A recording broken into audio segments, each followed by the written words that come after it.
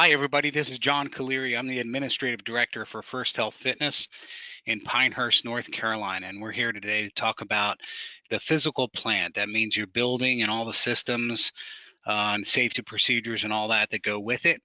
So let's go ahead and get started. I have a kind of standard disclaimer. You might have seen this before from me if you've seen or listened to any of my presentations. I'm not a professional speaker. I run a gym for a living, just like you guys do. So I may mumble, I may stumble, I might even drop a cuss word here or there, but that's okay. We can all handle it. Just like there's a solid chance that I might offend you at some point during this talk, but you're all adults. You'll get over it and we'll keep on moving forward, okay? One other thing I've added recently is that we talk in real life here. So as we talk about our physical plant today, I'm not an engineer. I'm not an HVAC technician. I run a gym for a living. So I'm going to talk in real life about the things that I've dealt with over the last 30 years in this industry so that you can understand how to apply those in your own situation. And lastly, there is really no one answer to all this. We're all figuring it out as we go to a certain extent, but I'm glad you're here to learn and then also give me the opportunity to learn from you. First thing I want to say is congratulations. Good for you. You have risen to the point where you are responsible for the physical plant of a fitness center. I'm pretty sure that when you got into this business or when you signed up for school to become an exercise specialist, I'm pretty sure you didn't know you were going to have to understand everything there was to go into a building and make sure that runs smoothly on a day-to-day basis. But now here you are and you have it. So as a fellow MFA colleague said one time in a presentation, congratulations, you're a genius. Now go plunge a toilet. That's a little picture of our what we call our flagship center. That's in Pinehurst, North Carolina. We have 6 fitness centers across rural North Carolina, about an hour south of Raleigh or so. Our biggest center right there, Pinehurst, is 63,500 square feet, quite a complex operation. And we have one facilities all the way down to 4,000 square feet out in Troy, North Carolina, and everything in between. So today we're going to talk about these things you see here on the screen. COO doesn't stand for what you think it does, but we'll get to that. Cleanliness, oversight, which by that I mean regulation of some sort or another. Building and systems, your equipment, aquatics, and emergency action planning. We'll get to all these throughout the course of the day, and they're all interwoven together. COO, so what does that stand for? The first thing it stands for is clean. If your facility is not clean, nothing else we talk about today means anything. None of the other things that you hear on at the Medical Fitness Institute mean anything at all. If your facility is not clean, just shut your doors and be done with it, because this is the primary thing that your customers look for. And it's the number one reason that people will leave a facility that you can control, that is, if they don't feel like you're clean. So the first in COO is clean. Second is open. And lastly is operating. We're going to talk about these in detail as we move forward. What we look at this in First Health, we look at this as the baseline for operations. So if we had to peel everything back and say, what do we need to operate? This is our first level. We need to be clean, we need to be open, we need to be operating. Let's talk about cleanliness a little bit. This is so important, as I mentioned a minute ago. One question that comes up, probably the most common question that I've gotten over the years, is do you have staff that you supervise, or do you hire a contractor to do it? And I think some of this is a business decision and a personal decision. For me, I like to have staff because they buy into what we're trying to do maybe a little bit better than a contractor might.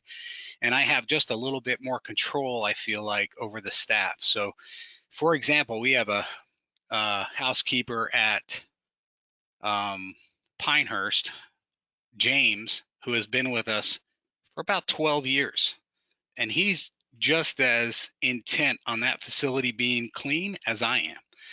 So that's the kind of thing we're looking for. We want our housekeepers and our other staff to be part of the team, not to be somebody that we just hired off the street. Let's talk a little bit about the importance of construction and how that relates to cleanliness.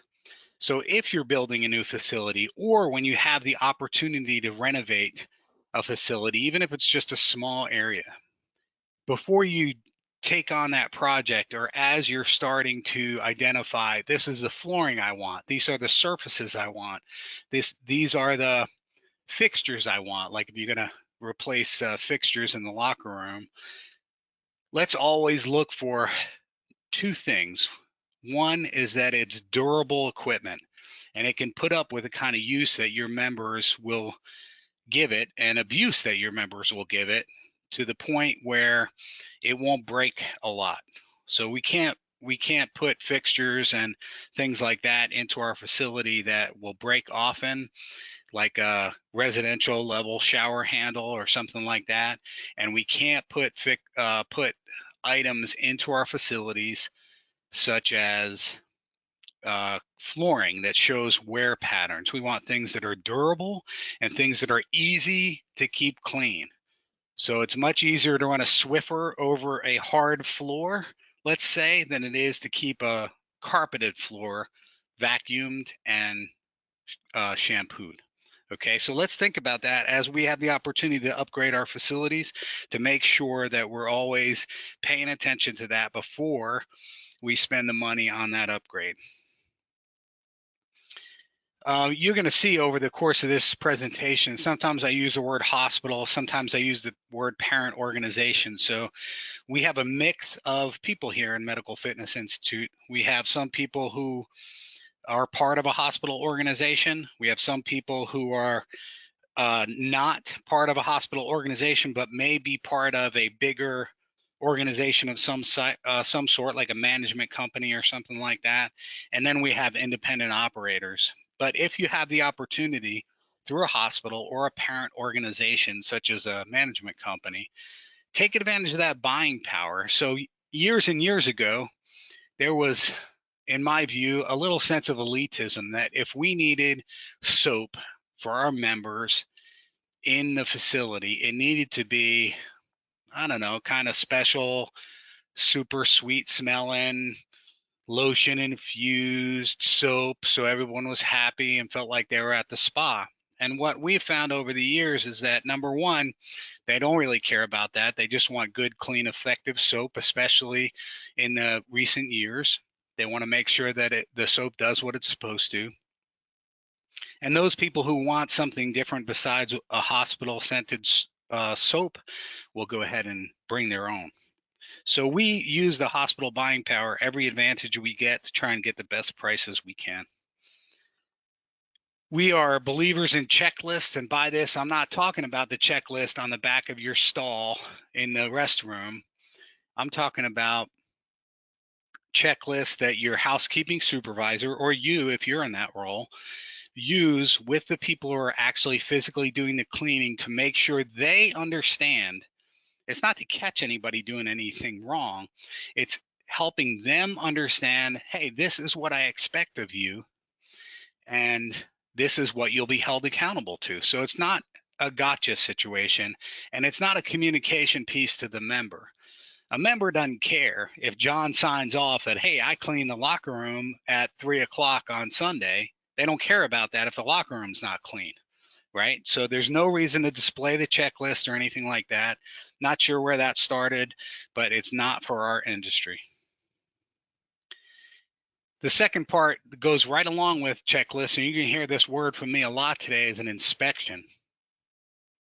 If you are directly in charge of cleanliness in your facility, your housekeeping supervisor, or your small operation where you are responsible for making sure those things happen, or even doing those things yourself, you have to inspect that facility, and you have to do that in detail. So after years and years of doing inspections, I will tell you that they're kind of two different levels. Right now, as we're talking about a housekeeping inspection, if I really want to understand if something's clean, I really have to pay attention to the detail. You cannot under any circumstance. Just walk through a facility and see if it's clean.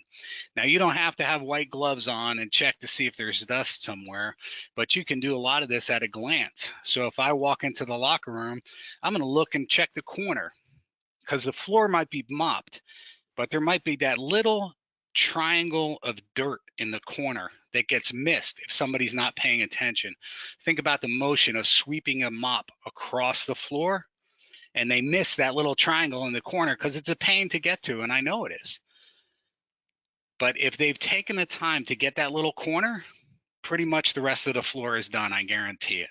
If we really want to take this to an extreme, if you really want to know, is my facility clean? Go into your locker room, into a bathroom stall, get down on your hands and knees, put your hand and your face all the way down to the back side of the toilet. If that area back there smells clean and is clean from a physical inspection with your hand, the rest of your locker room, I guarantee, is clean. Little trick I'm passing on to you. Just don't tell your staff you're doing that, because then they'll go clean that and won't clean anything else. The idea is pay attention to the details, because if your staff's taking care of the details, they're taking care of everything else. Okay? Let's see here. Okay, so the next letter in COO is open. It's just a simple rule, right? You can't do business unless you're open for business. So here in central North Carolina, we rarely get snow and ice storms, but when we do, it kind of shuts everything down. A few years ago, we had a snowstorm. Everything shut down. Every non-essential piece of the hospital operation shut down. The town declared a state of emergency. And by the end of the evening, the only two places that were left open was Lowe's Foods, a grocery store, and our fitness center. And we had, by the time we closed, we still had maybe 30, 35 people in the facility exercising. So like a lot of organizations, we did an after action report with safety committee, and I got asked a question from our chief operating officer, a retired colonel from the Army. And he said, "John, why were you guys open under a state of emergency?" And I said, "Well, sir, we had people who wanted to exercise, and that's the business we're in." And he said, "Yeah, but it was a state of emergency." And I said, "Yes, sir. But the bottom line is you cannot do business unless you're open for business, right?" So remember that. Remember to be open when you can be open. So let's look at that from a day-to-day basis. Make sure you're open the hours that you're going to get utilization. So our area here has changed over the last decade or so. Might be longer than that now, maybe 15 years, where we've had an influx of younger people. We sit right on the western edge of Fort Bragg, and a lot of those people work on base and need to be there at about 07. So we used to open at 5:30 in the morning, and that was not quite enough time. I heard from enough people, so we went ahead and we moved our utilization or our opening to 5 a.m. Well, any morning at 5 a.m., you can stand in front of the fitness center over there in Pinehurst, and you can see anywhere from 30 to maybe 80 people that line up to come in at opening so they can exercise before work. So that was a good decision. So pay attention to utilization, adjust hours as needed. As our area has grown here, we also may adjust other hours of our utilization, so because we're not the only game in town anymore. So we don't necessarily have to serve the people who need to exercise at 10 o'clock at night. The other part of being open is weather. I kind of alluded to that in the first bullet point here. If you can be open and you have people who want to come, if you can be open safely, it pays to be open. It pays to be the place that they can count on, your members can count on to come and work. You have to look out for the safety of your staff, of course, but if you have the opportunity to be open, be open. Holidays. You have to identify which holidays are important enough for you to close. We are closed on 2 holidays a year, and we adjust our hours otherwise. Why do we adjust our hours?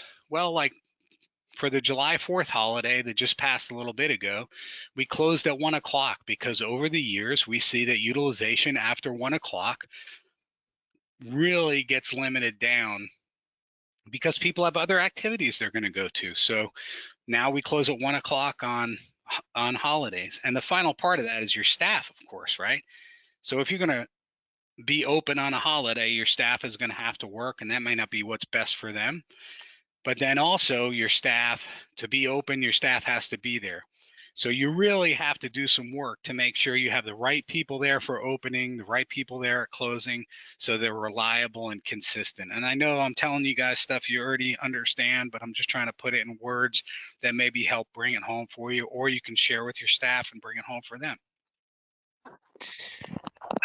Excuse me. Okay, so the last thing is operating. When we talk about operating a fitness center, we need to have our building systems up and running, HVAC, hot water, etc. We're going to talk about that in more detail. Actually, all these in more detail. We could have equipment that's operating, and we'll talk about that in more detail. Your parking has to be available, and then your staffing has to be available. This is the stuff that I feel like you guys know inside and out.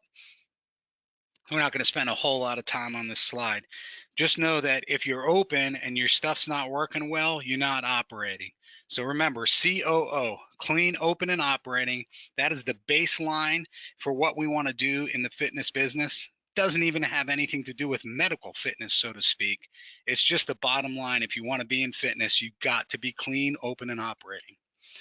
Your role in clean, open, and operating is a leadership role.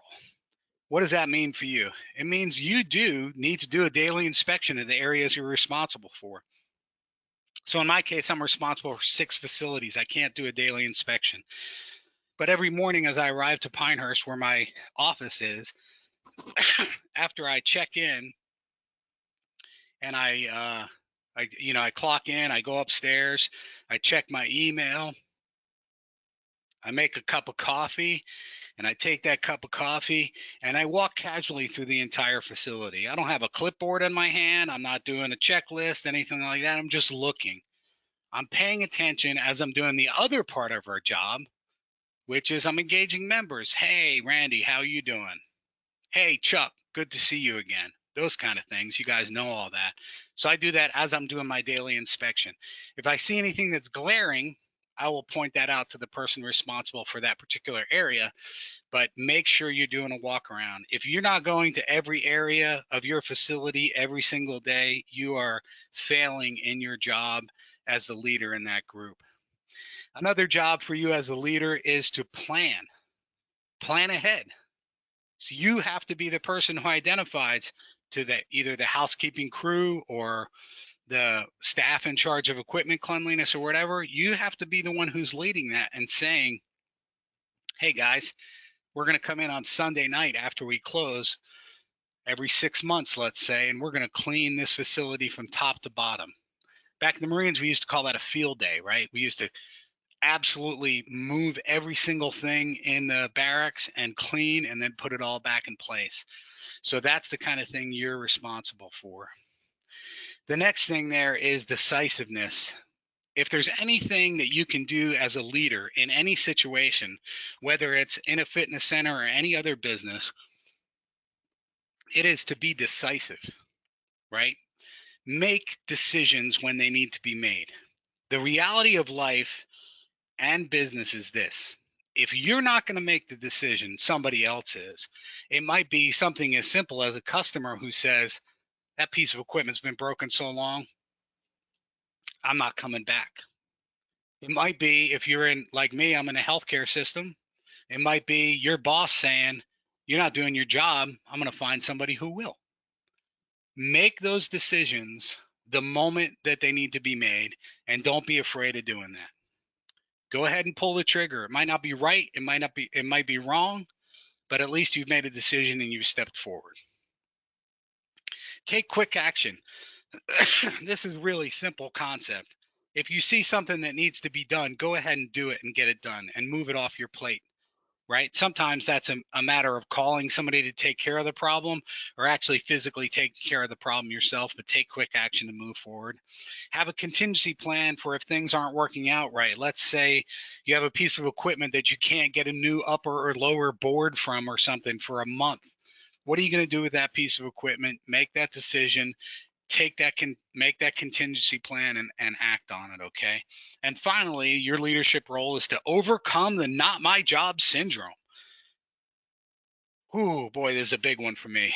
If you're the leader of an organization and you can't get out and help, or God forbid you walk around your facility and there's stuff that needs to be done and you don't do it, like you see a piece of paper on the ground and you don't pick it up, or you see a pile of towels in the corner and you don't take those to the laundry or something like that, you have to do that. A simple example is we can go back to my snow example of a few minutes ago. Really simple example. We open at 5 o'clock in the morning. When we have a snow or ice event, somewhere between 3:30 and 4 o'clock in the morning, I show up at the fitness center in Pinehurst with my shovels and we clear those sidewalks ourselves, because we know the hospital has their own issues going on and facilities might not get to us in time. But I know I'm going to have those guys, those members who want to show up right at opening because they're used to the snow or whatever the case is. And so I will be there and do that. If I was to just pick up the phone and say, hey, everybody, you need to be here at 4 o'clock in the morning and not be the guy doing it, that's the way people develop the not my job syndrome. So everything is our job when we're leading a facility. Okay, so we're going to talk about oversight a little bit. This is oversight as it relates to your physical plan. We are all governed by laws and regulations. They might be from the state, from the local government, from federal government. There might also be regulations that come from elsewhere that I'm not covering if you're in a homeowners association or something like that. You might have a parent organization such as, First Health of the Carolinas is our hospital parent organization, and they have policies I need to comply with, and training and certification policies. The easiest thing I can think of here for training and certification policies is, all of our staff need to be CPR and AED certified. So we have regulations we have to meet with that. There's not really a lot of time to be spent on this topic, except for you to understand that you are responsible for knowing all these things and making sure that your fitness center complies with all of them. Pools are really easy, a really easy place to target.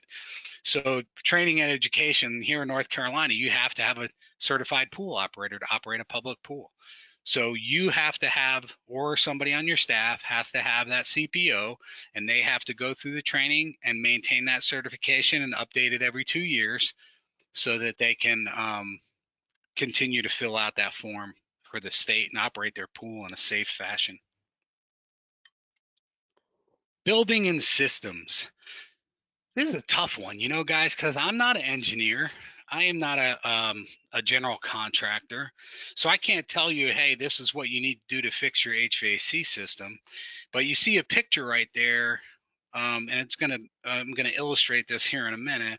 But that's a boat that I built that's me and my 10-year-old son. And during our little break that we had recently, we built that boat. And with my older son, when he was 10, I did that too with him, a different one. The idea is to teach them how to use power tools safely and all that stuff. And I share that because I'm not an incapable guy, but I'm not an HVAC technician and I'm not an electrician. And even doing this project with my son Joe was not about that boat.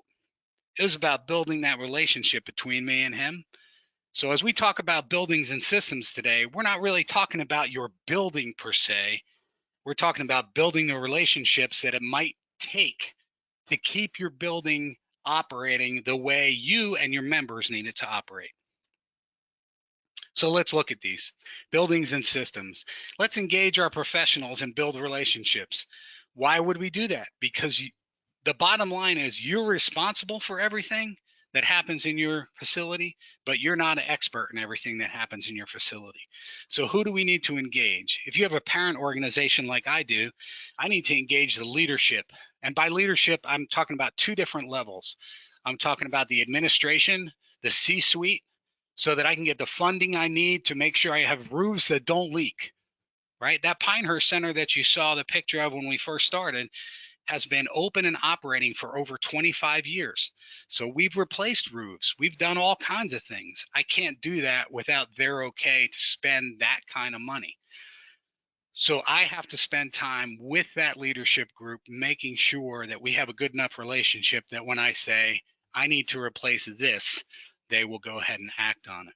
The other part of leadership is what I'll refer to as my counterpart. So I'm the administrative director of fitness, and there's an administrative director of what we call facilities management.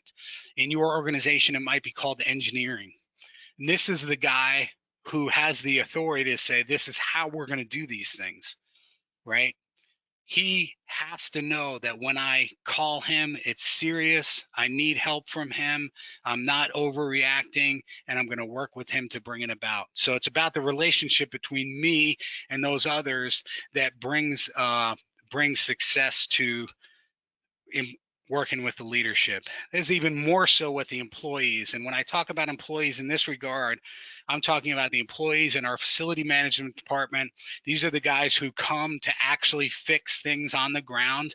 When I put a work order in, right? I put a work order in and they'll respond and they'll come. This is a relationship you have to work on all the time. You have to massage it. And I'm not going to tell you anything different than your mom and dad told you. Be nice.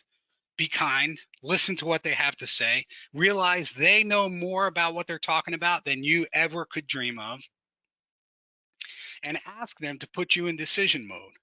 So I can say, Ricky, tell me what we need to do. And Ricky will tell me, John, we need to do this. Like, this is the end we want. And we can do it this way, or we can do it that way. And this way costs this, that way costs that.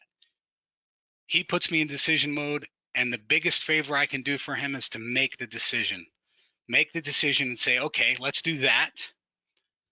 Maybe it's something we're going to spend a little extra money on so it'll last a little longer instead of the quick fix. Or maybe it's vice versa, just depending where we are, what the issue is. The next and last thing to remember with these guys is to make sure to say thank you. And I mean saying thank you every single time they help you with something, even if it's just changing a light bulb in your office. I also mean when they spend the night at the facility, making sure the HVAC is up and running so that your members can come and exercise at 5 o'clock in the morning, that you reward them by meeting them in the morning with a 6-pack of their favorite beer or a gift card for dinner or a gift certificate for a massage in your facility. Something to let them know, I understand what you did and I appreciate it. Those actions will go farther for that relationship than you can imagine. And if you don't do those things and you are not kind to them, it will be an uphill battle all the way. If you are a private operator, or all of us have to deal with contractors sometimes for big jobs and things like that, just a couple words or thoughts on this. Beware the hammer. And by that, I mean, if you're a hammer, everything looks like a nail, right? So if you have leaking going on in your facility, when it rains, I get leaks, and you call a roofer, he's going to fix some portion of your roof. When the leaking actually might have been from the windows, might have been from the seal around the windows. So what I want to see is I want to see a team approach to this to figure out what's the problem and how do we fix it best, rather than everybody comes in with a hammer and does a lot of work and charges me a lot of money, and then maybe I don't actually get things fixed. And the last thing, and this seems like common sense, but don't pay before completion. Now, if you're dealing with a huge project or a smaller project but the smaller project is with a mom and pop operation contractor, they might ask for money up front, maybe 50% up front to cover the cost of materials, and that's okay. That's not what I'm talking about. What I'm talking about is, do not cut that final check to any contractor until you have personally, fully inspected their work, even if it's stuff that you don't know about. Inspect that work, pay attention, and if you need other experts, Remember, you've built those relationships. If you need other experts to come in and help you do that inspection, please bring them in as well. Along those same lines, ask those stupid questions and expect a complete explanation of the answer. So there really is truth to that old saying, there's no such thing as a stupid question. As in 2007, when we expanded our Pinehurst facility, since my office is there, I was on the work site every single day. It was pretty cool. I had the hard hat on. I was feeling all manly and everything. And I'd walk around with the superintendent and I'd point to things and I would say, "Why do you do that?" And he would explain it. I was like, "Oh, that's cool. That makes sense." And I remember one time I pointed to a corner where an I-beam was, and there was a bolt through the I-beam. And the other bolts, there were 3 other bolts in the corner there. And the 3 other bolts had nuts on the end. And there was one bolt that didn't. And I said, "Hey, man, why is there not a nut on that bolt?" And I thought I caught him. And he was like, "Oh, that's not there because our next step is where this other piece has to come in and it needs access to that bolt." Like, "Oh, that's great." But you know what it did for that superintendent? First of all, it gave him the chance to share his expertise with me, which made him feel good and it built our relationship. And second of all, it gave him the opportunity to say, "I know what I'm doing here. I got this." Now, if the situation were different and there should have been a nut on there, it would have been something he could have taken care of. Ran into that in our new facility build 2018. We built a facility in Sanford, North Carolina, and the um, landscaping next to the building was actually sloped back towards the building. And I asked about it once. "Oh yeah, we're going to take care of that, take care of that, take care of that." And of course, it didn't get taken care of. And so we're at our final kind of punch list walkthrough before we took possession of the building, and it was still sloped back in. And I was able to say, until that is fixed, I will not sign off on this. Ask those questions. And that brings us to the last final question there, last final bullet point. Save your wrath only for when it's needed. So there's no reason to blow your top at people that you need help from. Every now and then you have to kind of stand up and force the result that you want. But 99% of the time, save that. Even if you're feeling it, save it and deal with the people on a professional basis, right? And when you need it, bring it and bring it hard, have your documentation ready. I'll give you an example. The very first meeting we had for that building up in Sanford, very first meeting we had was with the architects. And I gave them about a page and a half of bullet points of things I absolutely had to have or didn't want. And that, it's born out of almost 30 years of experience. And so I have a general idea of what I was after. And one of the things I had on that one bullet point was absolutely no carpet in the locker rooms. You can agree or disagree with me, but I think it's disgusting. So when they're 6 months later, maybe their designer came to a meeting, and that's what she had was carpet in the locker room. And I tried to explain it, and I got a lot of pushback from all people in the room. So I slid my chair over to where the designer was, and our vice president who was in charge of this project was, and I kicked my shoe off, and I pulled my sock off, and I said, "Do you see this foot? Do you want me sitting on a bench cutting my toenails and having those toenails drop into that carpet? And then do you want to be the staff person that has to dig them out of the carpet instead of just sweeping them up?" And made a point. I was angry. They knew I was angry. My demonstration reinforced that I was angry, and we got the flooring we wanted in the locker room. So let's understand it's only very few times that we bring that out, but don't be afraid to stand up for what's right if you have to, even if you don't understand all the bits and pieces that go into it. So as we talk about buildings and systems, we could spend all day going through your building square foot by square foot and identifying everything. But let's think about this top bullet point here. What do your customers think it's important? I'm pretty sure they'd be upset if the roof was not working and they couldn't use their favorite weight room, let's say, because it was under an inch of water. The HVAC systems well, let me just back up for a second. The roof, the roofing concept is one you really have to stay on top of. Commercial roofing is different than the roof you put on your home, but you should have the same expectation of your roof in your building that you have at home. And I've actually been told by contractors, well, all roofs leak a little bit. And I'm telling you, my roof at home doesn't leak, and I don't think his roof at home leaks either. So pay attention to your roof. We'll get down to the planning a little bit later, but pay attention to your roof. The HVAC system is probably the most essential piece of your building and systems, because if the environment's not at the right temperature and humidity in your area, the members will notice that right away. The American College of Sports Medicine has a great book out. They have for the last, it's probably been 30 years since the first one was published. ACSM Health and Fitness Facility Standards and Guidelines. And this is where you can find information for temperature. What temperature should this room be? What should the air turnover be? What should the humidity be? What's the proper number of lockers for this space? That kind of thing. And what you can do, and what we did when we went to build the Sanford facility, I gave a copy of that book to the architects we were working with. And told them, I expect them to hold to those standards especially regarding the HVAC. I don't necessarily agree with everything in the book, but with the HVAC stuff, they have some really good information in there about those things we just mentioned. Another thing your members will care about is the flooring. What kind of flooring do you have?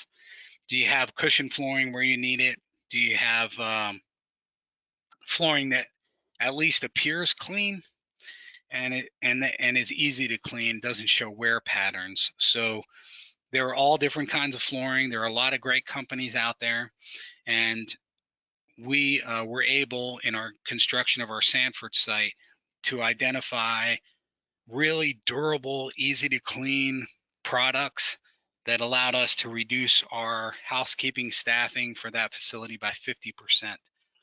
It's a lot easier and quicker to Swiffer a hard floor than it is to vacuum a carpet and then pay for somebody to come shampoo the carpet. Okay. When it comes to plumbing, there are two areas that I find, at least, that members are most concerned with. The first is when they get in the shower, they want to have hot water. Now, this can be a point of contention sometimes with our facilities management department, because that may not rank as an emergency on their list. But for us, and you guys know this because you've lived it, having no hot water is an emergency. So pay attention to that. Make sure your facilities people or the contractors you work with are tied into the fact of how important that is. And the other are water fountains. And water fountains actually may be a thing of the past now, but your water bottle fill stations, I think, will continue to be with us. And they need to have cold, clean water coming out. If it's not chilled, you'll hear about it. Those are the things with plumbing we run into more than anything else, to be honest, separate from the pool, which I don't really look as plumbing. It's a separate system. So your members want to have good signage. They want to know where to go if they're not familiar with the building, and they want to know what room they're walking into, things like that. That's also usually covered by some laws and regulations in your area. So if you do not have somebody who's an expert in that, you should engage someone who can help you comply with local regulation.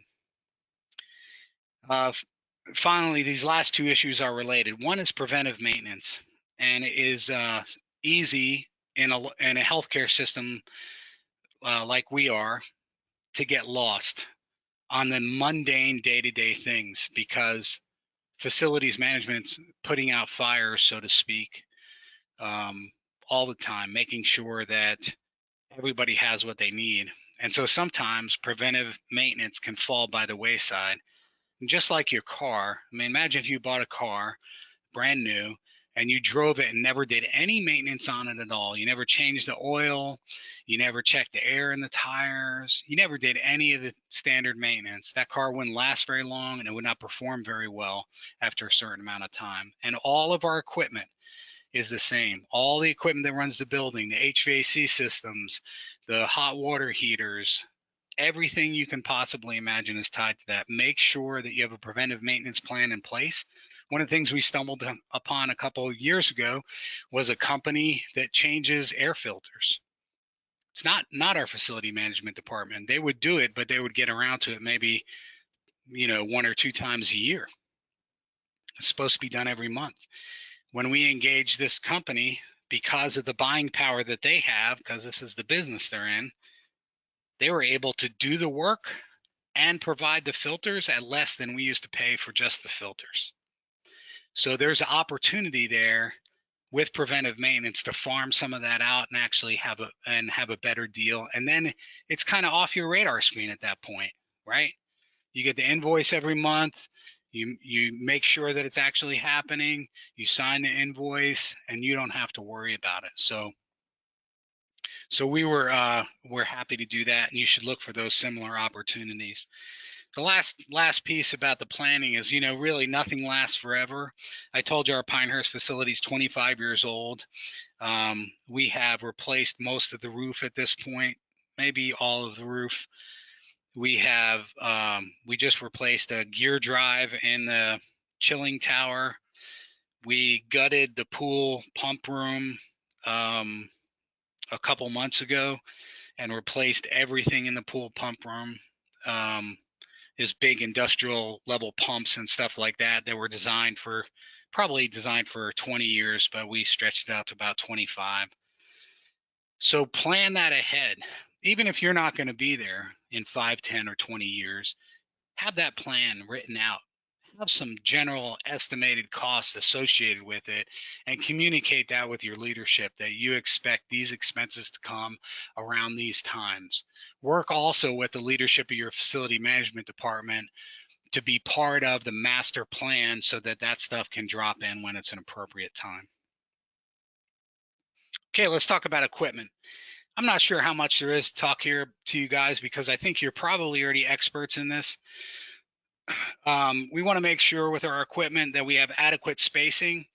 You can look to the American Disabilities Act for that. You can also look to the American College of Sports Medicine, the same book that I mentioned before, because they have parameters in there for you to follow.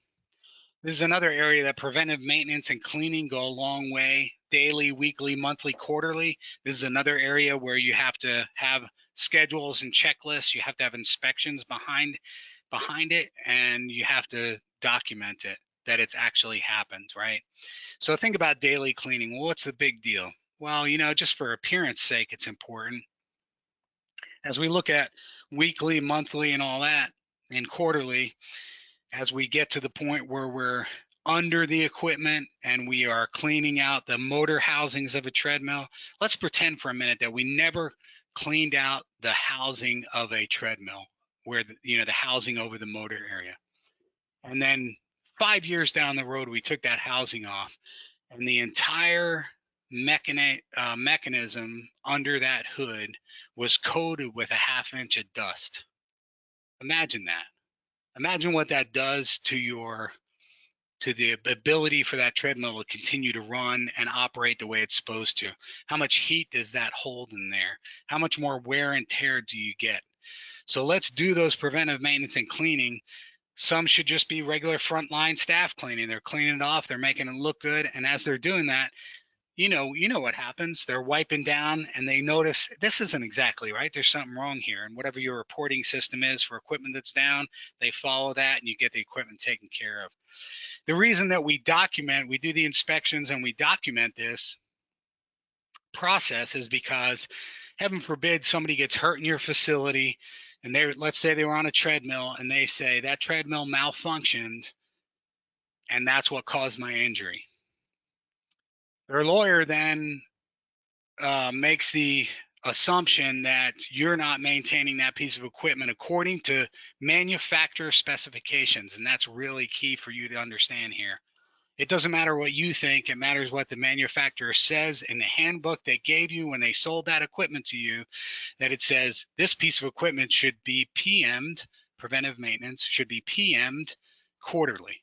And if you don't have a record that it was PM'd quarterly, that person is going to win a lawsuit against your organization. It's just as simple as that. Do the work, live up to what you say you're doing, document it. If you do that, you'll be safe because you'll be able to say, actually, here it is. Here's all the time it's been PM'd. All right, so you need to have an effective downtime policy for your equipment. How long can a piece of equipment sit on the floor if it's broken? Maybe you can't get an upper board or a lower board for a treadmill, and you need to move that on out so that it's not sitting there halfway taken apart for everybody to see, and it makes your place look junky, right? What's your equipment replacement strategy? Are you going to buy a couple new pieces of equipment every year? Are you going to run for 2, 3, 4, 5, however many years and replace everything all at the same time? Or you're not going to buy equipment anymore. You're going to lease equipment. Lease equipment for 2 years that has a warranty on it that you never have to fix another piece of equipment in your life.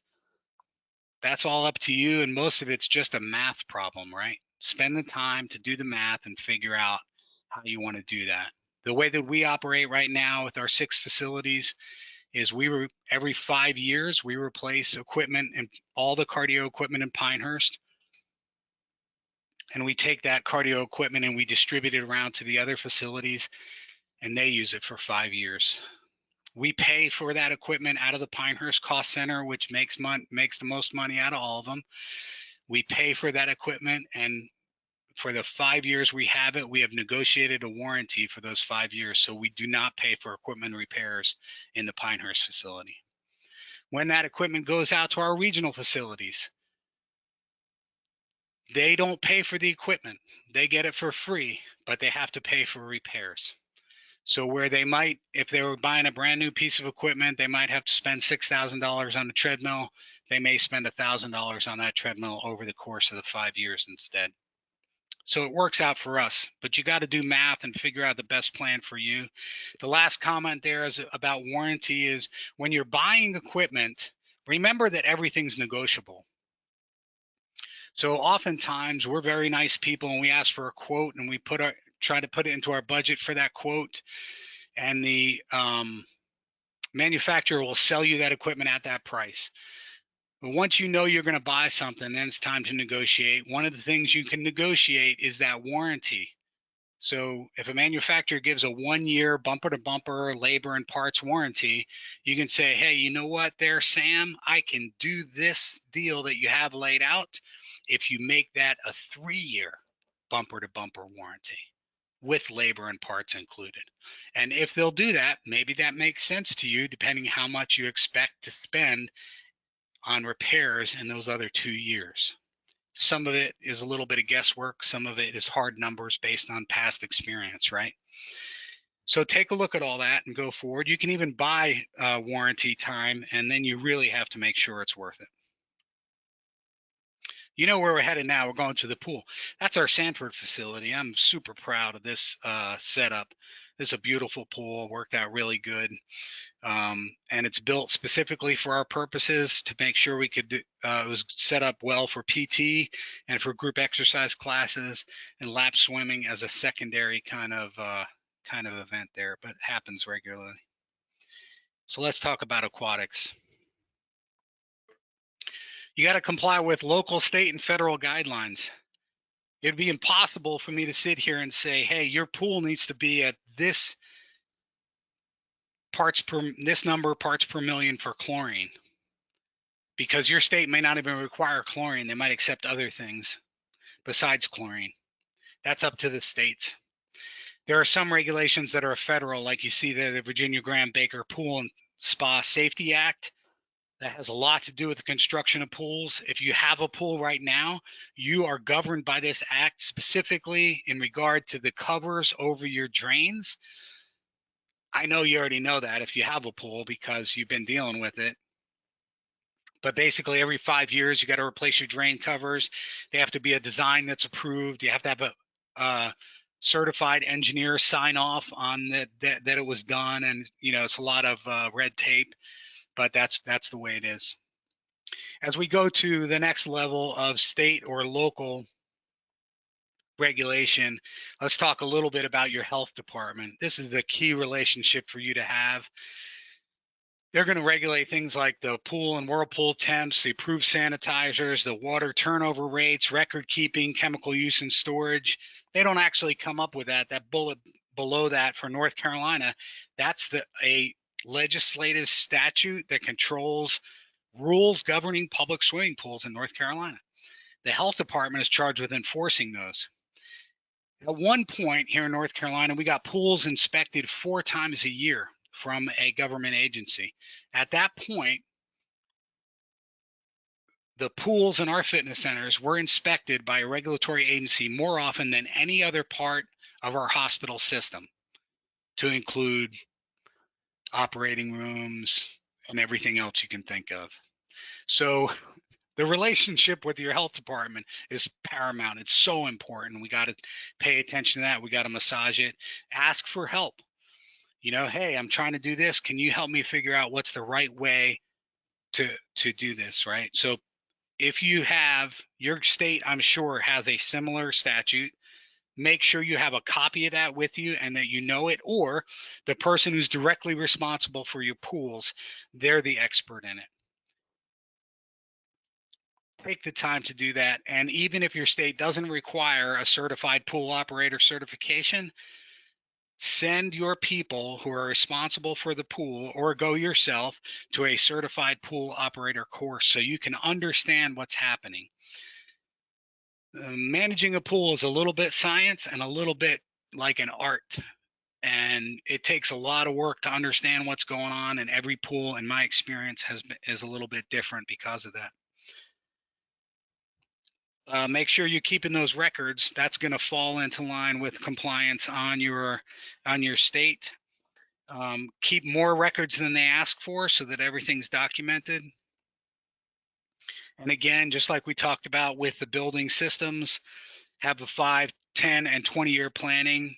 You're going to talk about there for replacement of key pieces of filtration, sanitation, which is how you get your chemicals into the pool, the heating units, the circulation equipment, the deck of the pool, and the pool resurfacing, whether that pool is tile or plaster or whatever. How are you going to take care of that over that time span?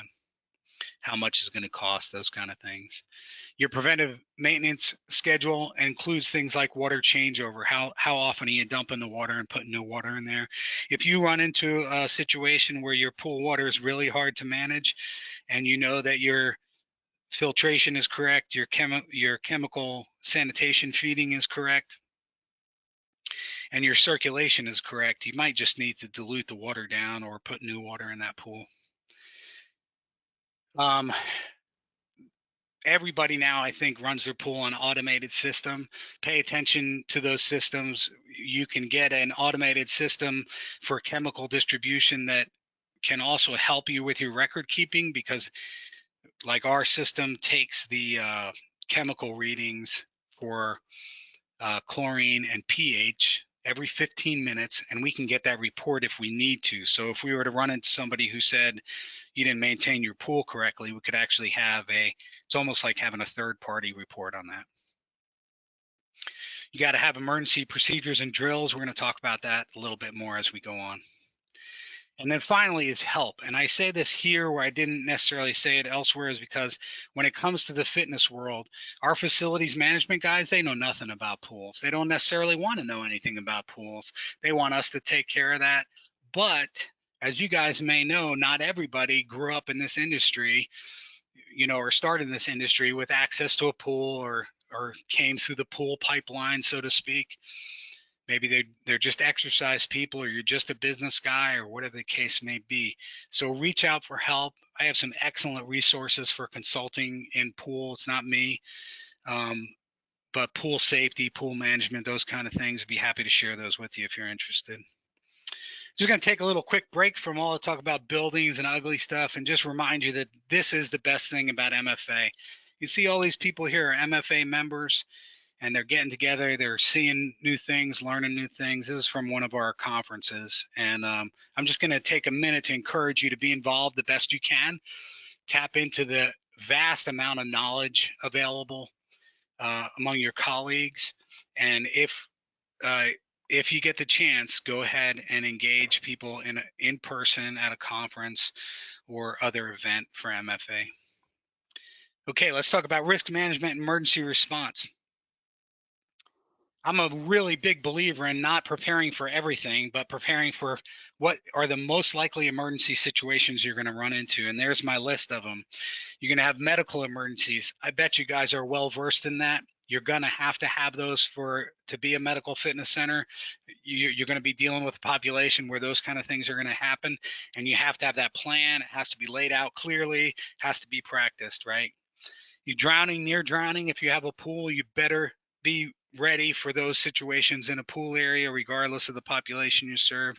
Fire, weather-related emergencies, we talked about snow and ice that we run into sometimes here, but whatever that weather-related emergency may be in your area. Crime, what happens with a theft or anything like that. Threatening behavior, unfortunately, we deal with that from time to time. What happens when a member gets angry and puffs out up in somebody's face, that kind of thing. To me, that's part of emergency management, and active shooter, of course, is the extreme version of that. So here's some of the things I want you to think of. Make sure that you have your equipment considerations down to be able to deal with those things. Make sure you have an inventory for your first aid kit so it's always fully stocked and ready to go. Make sure you have the right quantity of AEDs on hand, that they're in the right location, that you have preventive maintenance checks, whether it's from your bioengineering department or an outside source. Fire information is pretty much regulated by building code, but one of the best things you can do is call your fire department and ask if they can send somebody over and do a walkthrough with you if that kind of thing isn't happening already, so they can give you recommendations for things you should do differently or do better. And finally, weather related, again, with the snow and ice in our case, which those of you guys up north are probably laughing. I'm talking about snow and ice down here, but since we deal with it so infrequently when we do, it's a big deal. So who makes the walkways safe during snow and ice down here? Because nobody thinks about us. They think about, oh, we got to have access to the hospital. When the reality is, I'm going to have customers coming in at 5 o'clock in the morning, regardless of the weather, and nobody's going to the hospital at that time in that weather unless it's an emergency. The last thing is communication. So when you have to make an opening or closing call, who makes that decision? How does it get communicated to the staff and members? How can you make sure that it's as communicated as best as you can? And then the last thing, of course, that we want to communicate is if you've had a significant emergency response where something tragic has happened, how are you going to communicate that to your members and your staff in a way that does not give away any private information, but at the same time can tamp down the rumor mill to a point where you can move forward for normal operations. Policies and procedures. This is one place where if you do work with a hospital system, I think is real benefit for us because you have experts in your system who can help you with this. Make sure that you work with your medical director or your advisory committee. One of the very best things, as I talked about with the fire department, is work with your local EMS, fire, and law enforcement. Bring them in as the experts. So as we developed our emergency action plan on 2001, 2002, something like that, actually had the head of the county EMS come in and talk with me and my staff so we could understand what's the best thing for the patient, right? And what's the best thing for them as EMS? Like, how far do you want us to go? Do you want us to be fully trained as like emergency first responders? What do they want? So have that discussion with them. What makes sense? What's the amount of time you can expect before they respond? So again, it's about building relationship and making those contacts. Same thing goes with drills, as we've talked about with other areas. As you do your emergency management or emergency response drills, make sure it's documented. Make sure you review it and use it as a teaching platform. You're not trying to catch somebody or have a gotcha moment for the lifeguard that didn't notice the red hat drill going on. You're looking at opportunity to help that kid be better at what he's doing. And then include first responders if you can. So we've actually had active shooter drills at the facility with staff acting as members, and the local police department is very excited about the opportunity to be in a live building and pretend, so to speak. And our hospital does the same thing. Really super important. It's a really super important relationship that we should all work on and have. So we're getting close to the end here, and you've heard me use this word a lot about relationships. There is nothing more important to managing your building than relationships, unless you happen to be that super uncommon unicorn kind of existence where you can fix anything. You need to have good relationships with people who can do it. So let's just wrap this up with a talk about relationships. What brings those relationships? Seek out experts. You don't have to be an expert if you know where to find it. I don't have to be an expert in everything in my facility if I know where to get the information or get the expert that I need, right? So remember that and reach out where you need help. Be kind to the people that you're asking help for. It might be easy to blow up at the guy at facilities because you have no hot water and your member just blew up at you, but if you're kind to that person and pull them in rather than push them away, chances are you're going to wind up with a more effective solution to your problem. Remember that whole thing I said about asking questions. Ask questions. Understand what they're doing. Why did you do that? How can we do this better? If this was yours, how would you do it? Those are the kind of questions you need to ask and act on them. So when you ask a question and somebody gives you a firm answer, then act on that if you're not the expert. Make decisions. So in the example I used earlier, and I said, Ricky, what are my options here? And he said, well, we can do this or we can do that. That's my opportunity to make a decision. And that's my role in that relationship. He's given me the options. He's maybe making a recommendation between this or that, but it's my responsibility and my role in that relationship to make the decision and move forward. I can't stress the importance of that enough. Document everything that you do. That's the world we live in, like it or not. Write it down, have a file, do something, hold somebody responsible for the documentation if it's not an area you oversee directly. Be firm only when needed and as a last resort. So we talked about my little disgusting toenail exhibition for the Sanford facility. You got to hold those things back. If you use stuff like that all the time, nobody's going to listen to you. So just be careful. Be careful what you do there. Okay, that's all I have for you guys. If you have questions, you're always welcome to call me or shoot me an email. I'm always available for contact through MFA and MFA events. Please, if you're not involved on a regular basis in this organization, it is the membership that makes all this up. So I'm not a paid speaker contractor with MFA. I'm an MFA member. I've served on committees, I've served on boards, and I've gotten so much more out of this organization than I've given. It is worth your time. So with that, I'm going to say thanks and have a good day.